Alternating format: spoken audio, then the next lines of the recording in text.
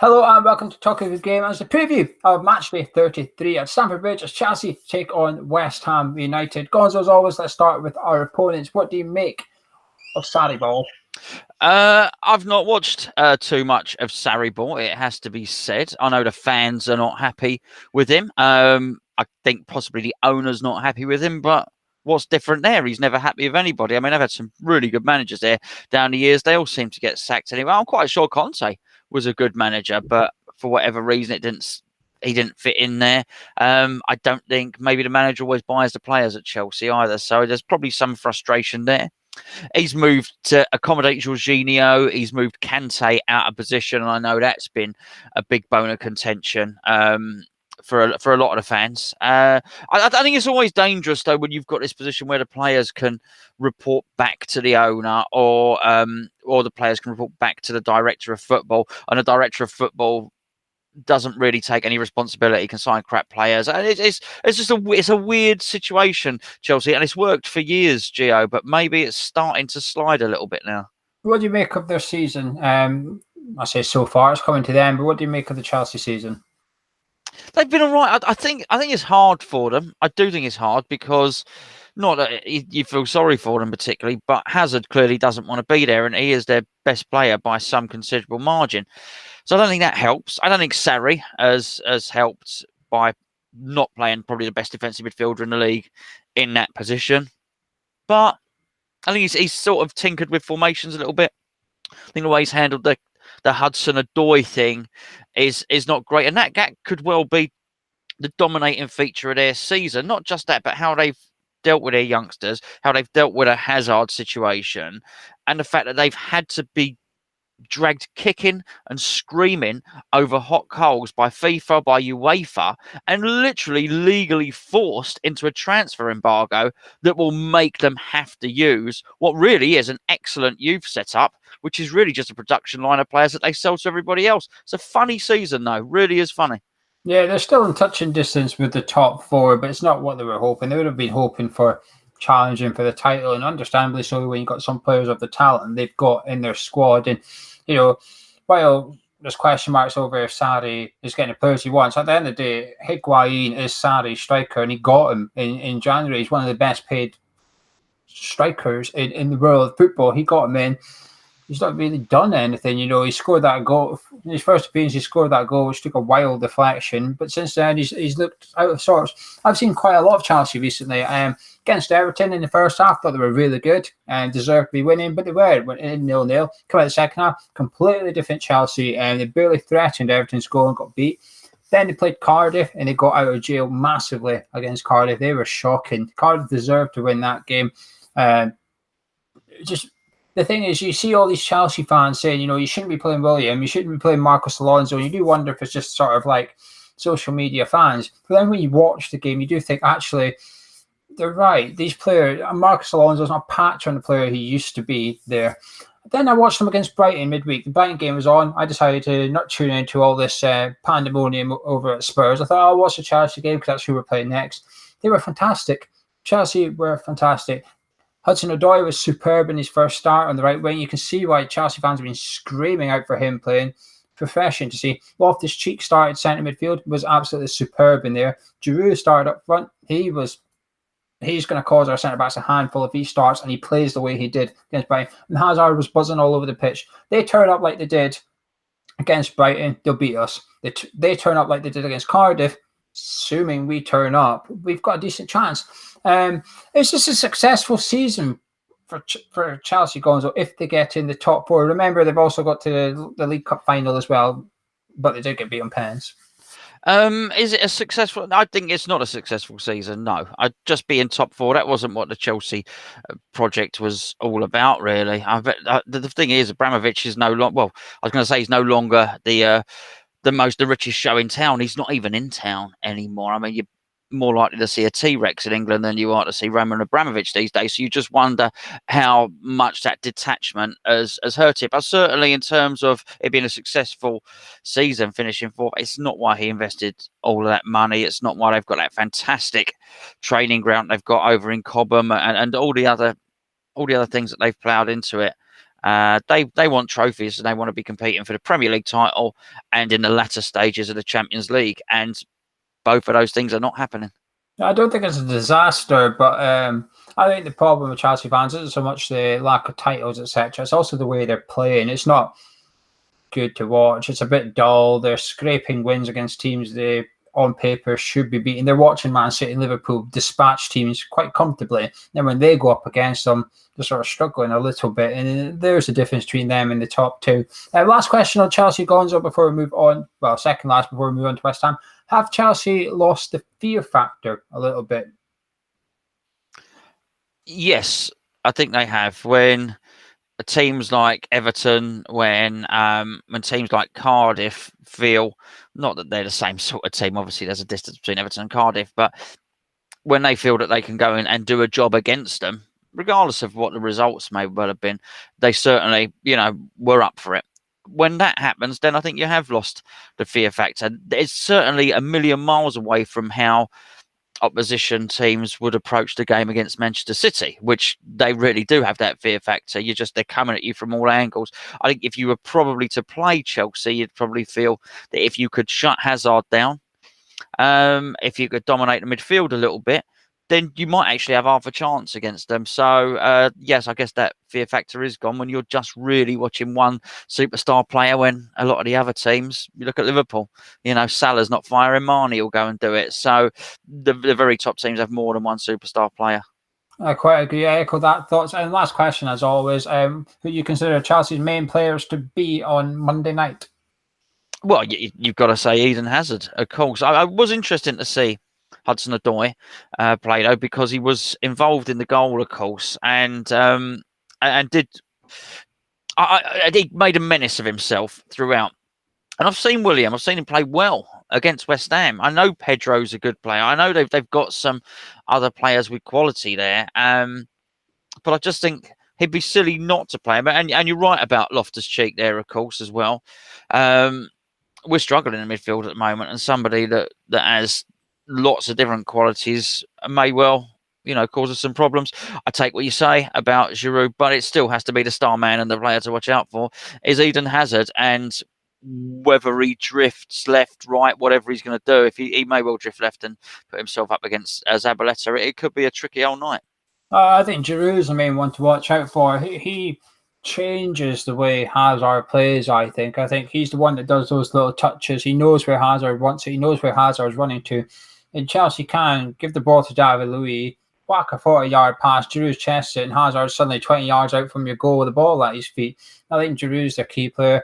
I think Kante as well. While against Brighton, while he's in that position, I don't understand why he's in that position, but he did well against Brighton, running into the box. He ran into Brighton's box more than Loftus-Cheek did, which was interesting. He was the runner from the midfield three. And if they deploy that again, I think we'll struggle with that, because one thing West Ham do struggle with is tracking runners. No ball just doesn't have the pace to do it. So it's sort of all on Declan Rice. And if he's trying to watch Hazard cutting in from the side, and then he's got Conte running past him as well, he's going to have a lot to do, Declan. Anyway, moving on to West Ham. Well, that wasn't the lineup anyone wanted to see or predicted against Everton. So this is where we give the thoughts of what we would like to see on Monday night. I can only assume we're going to be ringing out the changes. Gonzo, the back four, is it time? It's got to be time for Balbuena. We wanted to see him against Everton. It didn't happen. And the defence, did not come out with too much credit. Yeah, absolutely. I mean, as you say, wholesale changes. I'd definitely bring Balbuena back in as well, and I'd play him with Diop, as we discussed in a different video. I'd be playing Cresswell on the left. So the only question is, what do we do on the right hand side? Well, I would actually be playing Ogbonna and Balbuena. I think Ogbonna's been in better form. I think Diop was again iffy against Everton. I thought Ogbonna was a better defender. So I think I would keep Ogbonna in there. Cresswell, like you said, the right back. This is where it gets tricky. If Zabaleta plays 2 more Premier League games this season, and there's 6 Premier League games to go, he is automatically rewarded with a 1-year contract extension. Gonzo, has this got to come in to picking him or not type thing? No, I don't think so. I think if Pellegrini thinks he's the best man to play right back in this game, then he should certainly do so. I don't obviously Pellegrini's going to be aware if he wants him around for next season. If Pellegrini doesn't, he just won't do it. I think if it was any other game apart from Man City or Chelsea, and for the reasons of Eden Hazard, but worrying about him pulling left like he can sometimes do, I'd be playing Ben Johnson in this one because I just think we've got our 42 points. We're the attitude of the team. We can't do any worse than we have done in the last game, but at the same token, you don't want to torture a young player. I think he was brave to put him in against Man City when he did, and out of position. But I would make his next game not against one of the best players in the world, just to build some confidence in him. So aside from that, I would be playing him there. I don't really much fancy Fredericks, to be perfectly frank, in that position. So I think maybe he has to play Zabaleta. Yeah, you can take his pick from all three for me. Fredericks is back, Ryan Fredericks is back and available for Monday night. You can take his pick. All three have got their sort of positives and negatives. Johnson's only negative is his age and inexperience. Like you say, you don't really want him to get him slapped by Hazard if possible. Zabaleta, he's in poor form. He is in poor form just now. So I would probably put in Ryan Fredericks because it means you can still play Zabaleta one more time before triggering that 1 year contract extension. I don't like this 2 year thing hovering above his head because if you do want to say bye-bye in the summer, if he plays 2 more games, you lose that option. Zabaleta can trigger it himself, and you're not stuck with him another year, but it sort of changes everything a little bit. Into midfield, who would you like to see in beside Declan Rice and not the striker, basically? I'd probably bring up. I'm in an R in between Mark Noble and Nasri. To be fair, I don't want to see Obiang there, and I don't want to see Snodgrass there either, because I just think enough is enough. Enough is enough. I want to see some of this Pellegrini style, this Pellegrini flair. Obviously, if we didn't see it against Everton, then you know what? Fair enough. He didn't have the personnel. He picked them, and it's his fault. But there were a lot of functional players in there. So if the excuse for playing such turgid, insipid football was because he didn't have technical players, then put the technical players in and let's see the football. We've got nothing to lose, and we can't be having performances like that. We cannot be seeing situations where we have no shots. So I probably would play Mark Noble alongside Declan Rice for this one, but I do think Declan Rice, it's a big game for Declan because Declan have a point to prove. I mean, he grew up a Chelsea lad, didn't he? So he will want to punish him for letting him go, So I think we'll see a 9 out of 10 performance from Declan Rice, but probably just Mark Noble. But I wouldn't be sorry to see Nasri playing there. Yeah, Noble for me as well. What about your 3 and behind the striker? Well, here's where we go. I think it's really difficult with Antonio because he struggled a little bit when he came back. It looked like he was over his injury. It still does, to be fair, but he's really struggled with his technique, and maybe that would improve with some more technical players around him. But I think we have to bring back Felipe Anderson on the left if he's fit and available. You've got to play Lanzini, and I wouldn't be adverse again to maybe see Nasri drift, not as a winger, but playing on the right and drifted inside, creating some triangles, doing something different. I think you've got to go for it against Chelsea. Well, that's the 3 I would go for: Nasri, Lanzini, and Anderson. 3 technical players, so that when you win the ball in the pitch, doesn't matter where you win it, you give it to one of them 3. Say, where you go. Don't worry. But as soon as we're attacking, just go. The 3 of you just go. And Noble and Rice should not enter the final third of the pitch, in my opinion. The edge of the semicircle in the middle of the pitch, as far as Noble or Rice go in open play for me, because they need to protect that back four at all costs. And we should have enough with those 3 going forward. There should be something in there to retain possession in the final third, etc., and keep the ball up there, and also create something. No one shot on target against Everton is poor. Them 3 are all capable of scoring, and they're all capable from scoring from 25 yards as well. So it would be good to see them shooting, not quite shoot on sight, but not far off it. Have a go, test the keeper. The Chelsea defence is there to be got at. I think they're on form, one of the weakest defences in the top 6. I would probably, apart from Arsenal, I think that's the defence you should be getting at there. Now, striker, Pellegrini's press conference has said that Marco Arnautovic is focused on West Ham and he's over his move that didn't happen to China. Who would you like to see up front, Gonzo? Well, Javier Hernandez, but we heard all that before the Everton game, didn't we? Not necessarily from Pellegrini, did we not? We saw Arnautovic's little video, and um, as I've said, he said too much. We've had enough snippets. We've been told enough times that he's over it and he was just looking to get a better job, and now he's focused on West Ham. But while he's been busy telling us, and while everybody else has been busy telling us, the words have spoken a lot louder than any actions, because on the pitch, I think he's been next to useless since all that stuff happens. I just don't think there's any point at all. I think we'll be seeing minimal effort from him. I think we'll be seeing minimal impact. I think we'll be seeing shrugging of the shoulders, dropping of the head, stroppy all over the pitch. Forget it. Let's get Hernandez on there in front of those three exciting technical players that we spoke of. Yeah, Hernandez for me as well. I was tempted to throw a curveball in there and say Michael Antonio. Just go for you get the three technical guys in there, but get the brute strength of Antonio, get him in the box and let them three provide it in the air. Just aim for Antonio's head, because he will compete with anyone in the air, etc. And he will win stuff. And when you're defending, we've seen time and time again, he's been deployed up front on his own, up against a team against top six, and he wins your throw-ins, free kicks, just on the halfway line. And it's exactly what the team need for an absolute breather. So it's Hernandez for me, and if not, Antonio. Gonzo, has this game got a little bit of pressure on Pellegrini now? There's the rumours going around, as much as these rumours are, rubbish. We know not to take anything out of them, but there's press talking about Pellegrini's job, but let's ignore that. But in terms of West Ham's form and performances, is there some sort of pressure on Pellegrini here? Well, I think so. I mean, earlier on, there was the talk about the 5 points between us and Wolves. And when I thought about it, and it was the question was how will we claw back those 5 points on Wolves? Well, we won't claw them back. Wolves will finish more than 5 points ahead of us. They will extend that gap because they have a cohesive game plan. Now, you may well find that next season, a lot of the clubs have had a chance to look at Wolves' system and what they do and the wing backs and all the thing. And eventually somebody will crack it and they will provide a blueprint. And then people will find it slightly easier to play against Wolves. But at least they do have an identity there. The worst thing that can happen tomorrow for Pellegrini is for him to plough on in the way he has recently. If we see a team that has Snodgrass in the middle and Antonio wide, then that's going to be very, very disappointing, unless we win, and in which case he's a master tactician and I'm a stupid plumber.